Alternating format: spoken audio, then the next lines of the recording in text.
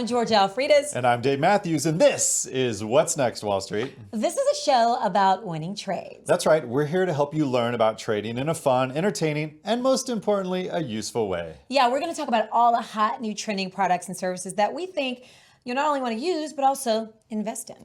We'll also cover the fundamentals of those companies to make you an informed trader and make it easier to target investment potential. Plus, we'll share our thoughts on where the charts and indicators say a particular stock is going. So all this info can help you create a tailored trade plan. Now, we're here to keep you up to speed on what's next on Wall Street so that all you got to do is stack your game. You better not say it with me.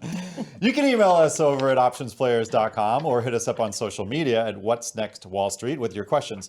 We can also direct you to instructors and experts over at Options Players who dig into those funky fundamentals. Yep. All right, so now it's time for our Stock Minute.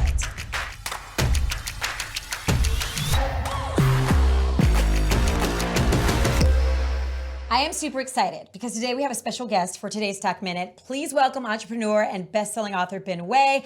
First off, let me give you a little background on Ben Way. He started his first company at 15 and went on to raise millions, like over 15 million bucks while he was still in his teens. Meanwhile, I was working at the mall.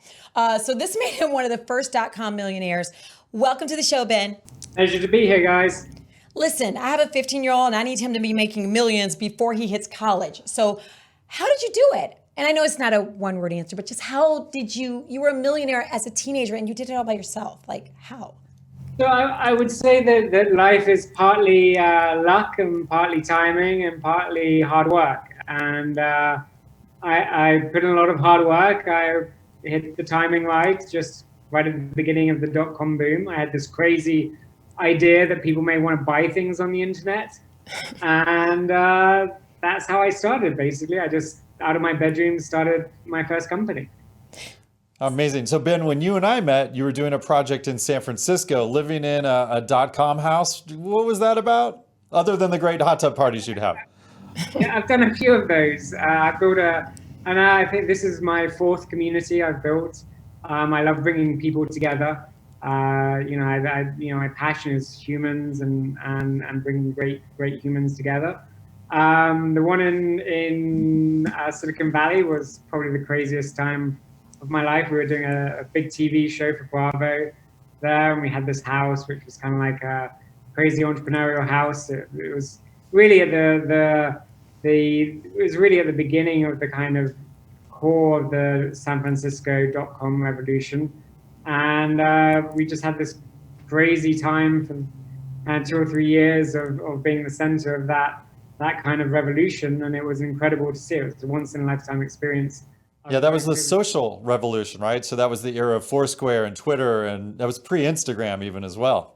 Yeah, it was a once in a lifetime. I mean, I was privileged just to again be there at the right time and the right place, and I got to see things, and I got to see a revolution in technology and a social revolution, which will be in historical times. I'm sure when people look back at it 100 or 200 years, there'll be, this is where the inflection point for technology came for that generation. So, it's a privilege to be there at that time in history. So are you surprised to see how far things have come, or did you expect things to be a lot further along? I think we are just at the very start of a revolution that we can't even, which will make the last 20 years seem, completely irrelevant in terms of transformational technology. My passions are artificial intelligence, robotics, age reversal, and virtual reality and crypto. And we are just at the beginning of these trends. I mean, in the next 30 years, it will make the last 20 years seem like it was a couple of years. Everything's getting compressed right now. All these trends are coming in. This is why the world feels a bit weird right now. It's this kind of thing you can't quite put your finger on, but everything feels a little bit like almost ethereal. It's like you can't quite put your finger on it, but something's about to happen, and that's because there's a lot of these very unusual trends all merging. Hopefully, I believe there'll be a lot of turbulence around it, but ultimately, I hope it will be a better world that we will build. Well, George and I are a huge fan of age reversal, so we're Yeah, gonna let us know when you got that all figured out. But when it comes to the Enough, I'm working on a project like that, so maybe we'll do another show Ooh. on that Oh, one. That's a very interesting area. nice, okay. it's I'm probably. going to be the guinea pig. Let me be your guinea pig. I'm guessing that's some of our mutual friends that we have in the United Kingdom. So yeah, I'm excited to follow their project as well. But this show is all about demystifying investment and NFTs and crypto. So let's hear what's going on now with that world of NFTs and token maker. And what are you working on these days? Yeah, so I was very privileged to be in crypto from very, very early on. I worked on the Trade Hill exchange that was shut down because the FBI was looking a bit too heavily back in the day. But this was kind of like 2003, 2004. And through those years, I've been involved in a number of crypto projects. We built a company called Digits a few years ago. It was taking crypto onto credit cards. And at the same time, one of my very good friends and people that I've worked with for the last 20 years was building a company called Token Maker, which was one of the first kind of websites that allowed you to build your own token or your own cryptocurrency. And we decided probably about 9 months ago that we should continue the journey together because we had built some very sophisticated technology. And his company acquired Digits.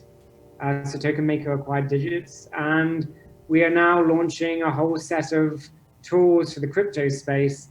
If you can imagine that we kind of want to be the shovels and spades of the gold rush, as it were. So we're building kind of a whole suite of technology to allow crypto entrepreneurs to build their own technology out. That's what is the core of Token Maker.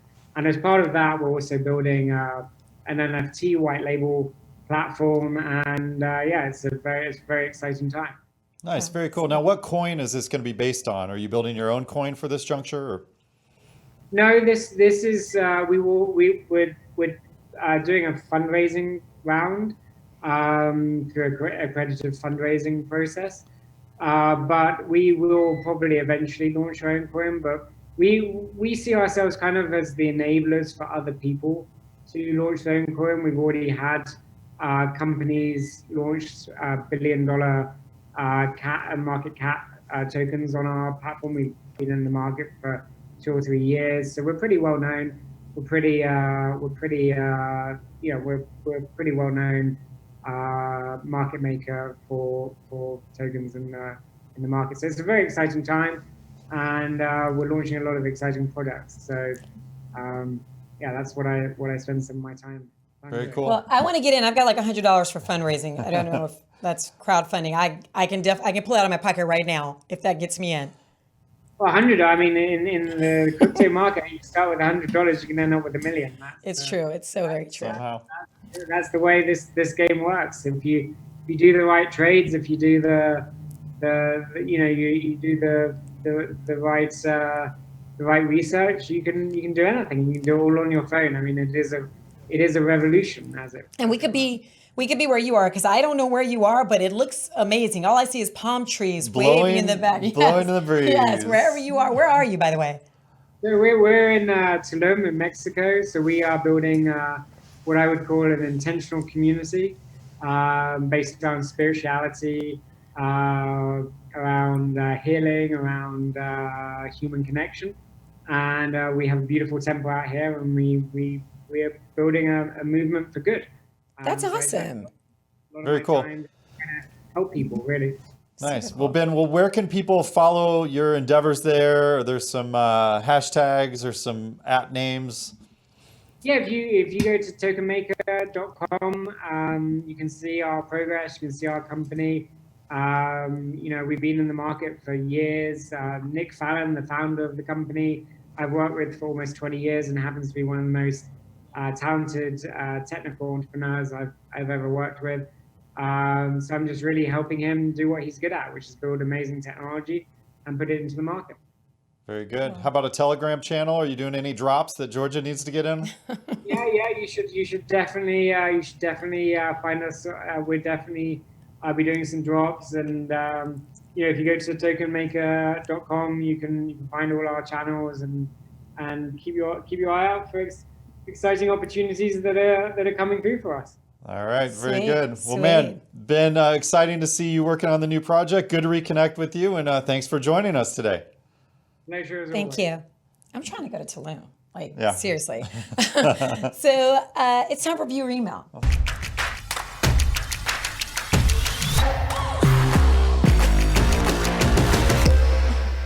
This is the part of the show where we get to hear from you. We dance in between.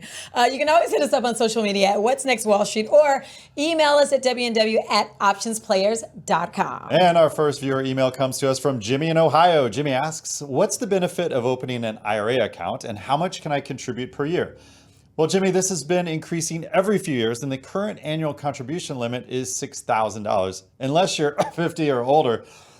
I had something in my throat. I see that. I don't know what that was. And in that case, it's $7,000. Georgia, how much do you invest? Whatever the under 50. Yeah, is. exactly. An IRA account allows you to save for retirement with tax-free growth or on a tax-deferred basis, which is extremely attractive. We suggest everyone take advantage of this opportunity because planning for retirement should be a priority because the U.S. government won't be doing that for you. You can still do your trades on an IRA account, but you can't remove the money from those accounts with those fees, without fees, until you retire. Okay. That wasn't for me because I'm so under 50, like way Age under reversal, 50. I get it. Our second email comes from Ben in Fayetteville, North Carolina. Ben wants to know how important is monitoring volume while trading stock options? Also, what's the big deal about Elon Musk hosting Saturday Night Live, and how do you think it's going to affect Dogecoin and crypto as a whole? Okay, Ben, you get a twofer. First things first. Papa freaks all the honeys. Dummies. Play with. Oh, biggie. Okay. All right. Okay. Let's get back to this email. Volume is really important when trying to determine interest in the stock or option at any given moment. Now, knowing the average volume for a particular play is going to help you understand just what the sentiment is on a particular ticker when a move starts. A lot of times you'll see volume abnormally increase just before news or an event, which will also increase premium. Noticing this can pay handsomely. So we often track volume along with a few other variables while scanning for opportunities. Now, about Elon Musk. Uncle Elon. Yes, there's a lot to unpack here. Number one, several cast members are not feeling Musk, and they've been all over social media venting about him hosting. So why do they hate him? Could be a lot of things, but mostly because he spread a lot of misinfo about COVID. Now, some are calling for a boycott. SNL even released a statement saying that cast members wouldn't be forced to participate if they didn't want to. That being said, Dave, to date, not one cast member is pulled out of the episode. Meanwhile, Musk is completely unbothered. He recently tweeted, let's find out just how live Saturday Night Live really is. And he's even fielding sketch ideas via Twitter. Unbelievable. So that does answer the question about why SNL is hosting SNL is such a big deal. And as for how it will affect crypto, well, we got to bring in our expert to help answer the question of Doge. Hi, Greg. Hey, y'all. For Dogecoin and especially the Doge father, Elon Musk, Saturday Night Live is not going to get rid of them. If you look at their viewing ratings, they're way down. I watch it And almost Elon every Musk- week. I love Saturday Night Live. I don't know why everybody's always crapping on SNL. Watch how, but wait until you see what their reviews are going to be with him on there. It's going I'm definitely to be watching. whatever their normal is times Yeah. 3, because Yeah. the average Elon Musk person probably isn't watching Saturday Night Live. Right. Because either I'm not going to say what they're probably doing, but it's not watching TV. So from there, Elon Musk draws that attention to cryptocurrency, and he's been doing that for a while with not just Dogecoin, Bitcoin and everything else, through also Tesla buying that Bitcoin. But I think this really comes to a question of how do you invest in it? Is this a buy the news, sell the event style thing? Because I think it's more of a people don't want to miss out on it. So it's one of those times where I'm not going to say I'm wrong so often in crypto, like so many people are trying that are normal equities investors, and we look at historical trends. So I would just make sure that you're not one of those people that have 100% of your money into Dogecoin. That's just, I mean, I wouldn't be that person. Because the coin, just to give a little backstory, it's a fake coin. It has not that any coins have any backing and fundamentals anyway, for the most part. I'm sure some do. But Doge was a joke. It was a lark. And he jumped on that train. What they call the meme coin, right? And actually, Doge's past was its roots were to get people to buy Dogecoins and then donate them to charitable foundations, right? So that was its grassroots, was to get, for charity. And I think at some point, if Doge wants to continue, they have to, come up with a new supply mechanism or some type of protocol hard fork or something like that for long term. If not, it is what it is. But and what Greg said about not putting 100% in there, the problem that we have with this is the US government can do anything. This is like a razor edge coin. And anything that they say can make this thing devalue extremely quickly as everyone bails out. Yeah, and I mean, it goes back to XRP where we talked about that, I think on like show 2 or 3. And it was probably around 50 cents, and I was like, I like Ripple. And then what happened the next day? The government came out and said, hey, we got a lawsuit, and it went down to like 19. Well, that just allowed me to buy more, but because I knew that lawsuit wasn't going to hold, but it is what it is. And I was like $1.50. It's the same way with this one, especially with the Elon Musk. Will Elon Musk get in trouble if he's holding this coin and he's doing all this? There's so much to change. I can't. You should have asked me a question about the IRA and not the Dogecoin. And I should about Ripple. No matter what I say, I'm going to probably be right or wrong at some point, because it'll go up 50% tomorrow and then down 30% the next day or something. Right. Well, Elon is the honey badger to the SEC, so he just doesn't give up. He does not. No. So, all right, Greg, thank you so much. Now, if you have any questions for Greg or want to know more about his courses, which are amazing, email him at greg@OptionsPlayers.com. So if you've got questions or comments for us, hit us up on social media at What's Next Wall Street or email us at WNW@OptionsPlayers.com. If we read your email on air, we'll hook you up with a What's Next Wall Street. What? I want one of those. Super cool. Oh, I like nice. it. I like it. Okay. All right, it's time for today's pro tip.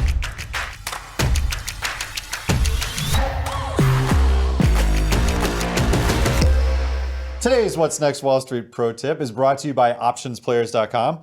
Today's pro tip has to do with earnings season and earnings options premiums.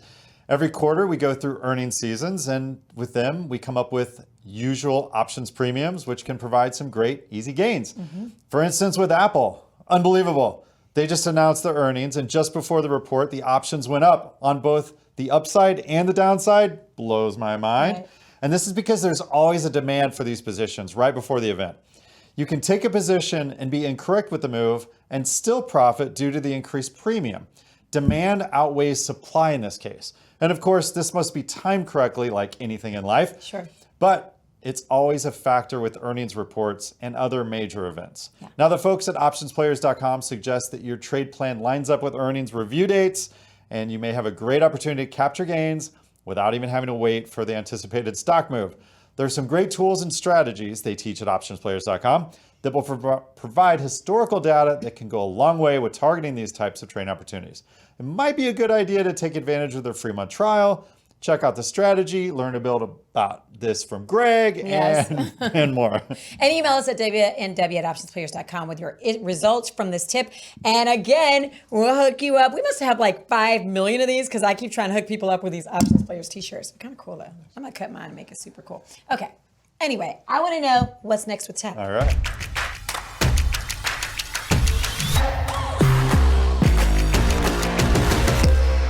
All right, check this out, Georgia. What? Did you see this California couple used an NFT on the Ethereum blockchain to tokenize their rings? Shut up. Yeah, you know what? Both Rebecca Rose and Peter Kaczorginski work for Coinbase, and they announced via Twitter that they had minted tokenized rings in the form of TBT tokens. I think he was just trying to be cheap. Hey, Georgia, nothing spells love to me like a string of numbers. You know, I wish my husband would. Or margarita vouchers. Did you see that Don Julio gave away 125,000 in physical and digital vouchers for Cinco de Mayo? Don Julio Cincos, I think they're called, valued at $5 a piece. How about this? I wish I lived in West Hollywood because they installed an automated tequila machine with vouchers equipped with QR codes and pins to get the cash through the Venmo. Now, or through the Venmo app, all in an effort to urge people to get out and spend money at a bar or a restaurant. There's a lot of charity tied to this as well, but Google that part. I'm just here to tell you about the automated tequila machine. I lived in WeHo for a while. Let me tell you, my self-esteem had never been higher. But I can do you one better, Georgia. Okay. How about Charmin, the paper products? You mean like toilet paper? Mm-hmm. Okay. How about their NFT art? Have you heard about this? No, I don't think I would. Do I want to? I think so. Okay. Yeah, it's an NFT made with toilet paper rolls, and it's available for bidding at Rarible. Oh. The bid reads, we're always looking for new ways to help you enjoy the go. Love that slang. Whether you're sitting on the toilet or participating in the new crypto economy. And I'm not making this up, or I'm not making this shit up. You can bid on it now. Oh, and there's also physical toilet paper artwork to go with your NFT. Just what I wanted. Proceeds from this NFT sale will go to the charity Direct Relief. I think there's another play on words there. Yeah, there certainly is. Not to be undone, we made our own What's Next Wall Street NFT. Say that 3 times fast. And on the last episode, I told you I was going to show you how to build your own NFT. And let's just say it's convoluted to say the least. But here's how you do it. And by the way, this is the NFT. You can literally buy the art on our wall. We keep the art in true digital representation fashion. But you get to own the representation of it in your locker. So keep bidding on it. Higher and higher. Click on the link below. You can do that. So the first thing you need with creating an NFT is a trading account for cryptocurrency. We like Coinbase because they were the first to market, and PayPal we like for its ease of use. And note, they were the last to market, so they had some time to get that right. Okay. So once you have the trading account set up, you need to download either one of those trading accounts wallets, attach that to your account. And the wallet's a mobile app for your phone. Okay. Then you have to head to a website like OpenSea.io, which is currently the leader in NFT listings or even auctions. Okay. You then create a link to your Bitcoin wallet by scanning a QR code that they present on their screen. See what I mean about convoluted? It's a lot. Then you create an OpenSea storefront and description. And ours is at OpenSea.io/collection/What's Next Wall Street. Again, the link's down below. And then once you've created your storefront, then you create the item you want to offer. You click the wallet push notification to tie that to the account, add the assets to the OpenSea account, and upload the art, describe it. You know, it's just like an eBay auction. Oh, is it? Sorry. I'm one of the only nerds that does eBay auctions. I was like, I don't even, are you serious? I don't even know how to pay bills online. This is... And then the link that you get is a whole string of numbers, which is, again, below. Okay. But from there, you can put up offers for the auction and watch those bidders just come rolling in. There are a lot of steps. It's convoluted, but... It is. But, you know, eBay, when it first started, it was a pain in the butt, too. So you had to use a crappy digital camera to take photos of your crap. You then had to sign up for a PayPal account and then wait a week for people to buy your junk. But that being said, you know, I just did a report on everything I've sold on eBay. Yeah. I've sold more than $50,000 worth of old computer crap on eBay. Okay, well, who buys this stuff? Obviously, people that are brilliant, that have good taste and want old computer crap. And I've shipped this stuff all over the world. Like one smartphone... And an old phone, I had it on one of the prior shows. I sold a broken version of that for $1,000 and sent it to a guy in France. Shut up. I should have kept all my phones. Well, not your phones, my phones. Okay. What's next? Well, what's next is consumer trends.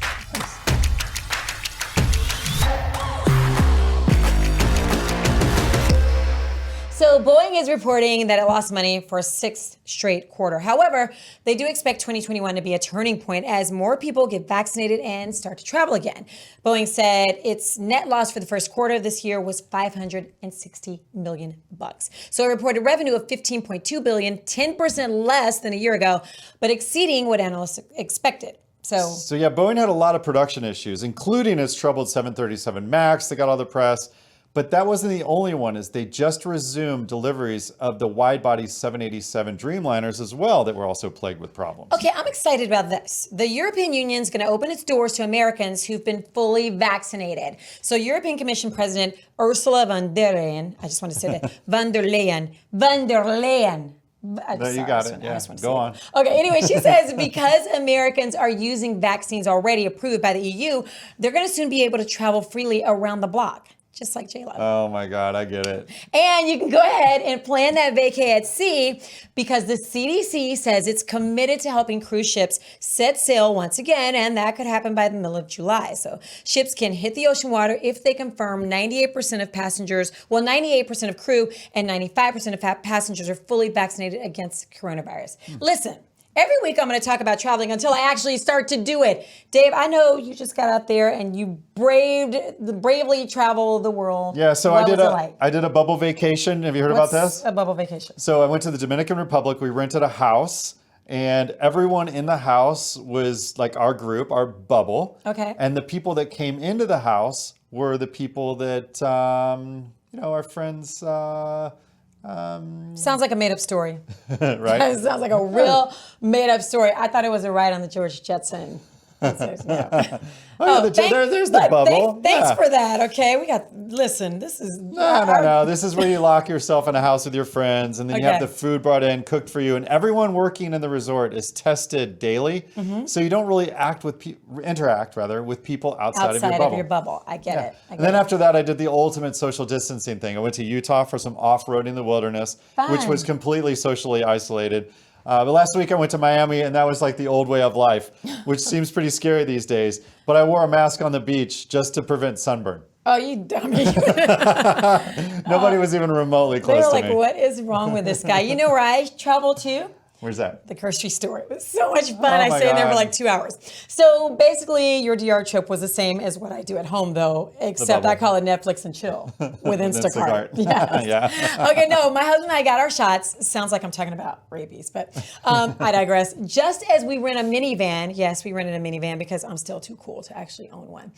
So we rented a minivan, booked hotel, and now there might be no gas for us to drive across country to the beach because we're doing like a road trip. I'm the only one in the family that likes road trips because my kids are going to drive me crazy, but I know I remember it and love it. But apparently there aren't enough tanker truck drivers to carry the fuel to gas stations. Reports are that it's so bad, about 25% of trucks are not being used right now. So before the pandemic, that number was about 10%, but in the last year, fewer people were driving, reducing demand for gas. So several training programs were also shut down. Can you imagine being stuck in the middle of nowhere with no Wi-Fi and my 3 boys? I can already hear the endless. Are we there yet? Yes. Are we Yes. there yet? Echoing throughout your minivan cabin. Yes, for sure. Well, as we close this show out, Yeah. we want to give a tribute and say a sad goodbye to the brilliant hacker, collaborator, and passionate educator, Dan Kaminsky. Now, Dan passed away on April 23rd from health complications.